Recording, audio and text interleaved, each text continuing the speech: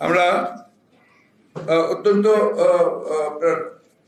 উদ্বিগ্ন হয়েছি যে দেশে এবং বিদেশে কিছু কিছু গণমাধ্যমে বাংলাদেশের বর্তমান পরিস্থিতি নিয়ে বিভ্রান্তিকর আপনার খবর সংবাদ পরিবেশন করা হচ্ছে এবং সেখানে আপনার বিভিন্নভাবে আপনার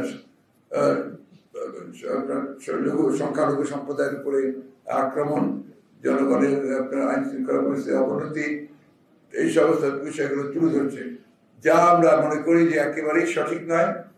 কিছু কিছু জায়গায় কিছু কিছু সমস্যা তৈরি হয়েছে, নিঃসন্দেহে সমস্যাগুলো সম্প্রদায়গত ভাবে নয়, ধার্মিক ধর্মীয় ভাবে নয়, এগুলো আপনার রাজনৈতিক ঘটনা ঘটেছে। কোথাও হয়তো দেখা গেছে যে আপনার একজন বাড়ি ক্ষতিগ্রস্ত হয়েছে, হামলা হয়েছে, তিনি হয়তো বা আওয়ামী লীগ করেন, সেখানে সেভাবে হয়েছে। এটার সঙ্গে কোন রাজনৈতিক দলের, বিশেষ করে আমাদেরকে জড়িয়ে একটা আপনার অপপ্রচার চালানোর চেষ্টা করা হচ্ছে। এটার আমরা তীব্র নিন্দা জানাচ্ছি।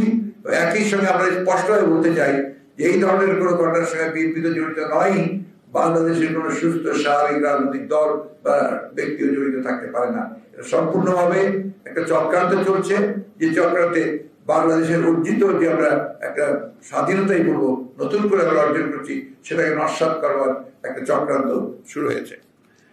আমরা একটা জিনিস আপনাদের জানিয়ে রাখতে চাই যে এই বিগত আন্দোলনে, এই গত আন্দোলনে বিজয়ের পূর্বেই সরকার বাহিনী দিয়ে যে নৃশংসভাবে গণহত্যা করা হয়েছে, সেই গণহত্যার ব্যাপারে আমরা সবসময় কথা বলে এসেছি এবং জাতিসংঘের উদ্বেগ ছিল এটাতে সবচেয়ে বেশি।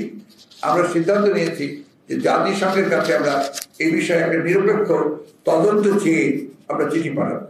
আমরা এটাও সিদ্ধান্ত নিয়েছি যে আমাদের প্রধান উপদেষ্টা,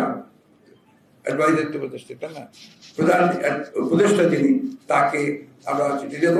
একই সঙ্গে আপনার ইউএই, যেখানে আপনার আমাদের প্রায় 50 জন শ্রমিককে বন্দী করা হয়েছে এই আন্দোলনের সমর্থন দেওয়ার জন্য, আমরা তাদের মুক্তির জন্য আমরা এই সরকারকে উদ্যোগ নেওয়ার জন্য আমরা চিঠি দেব।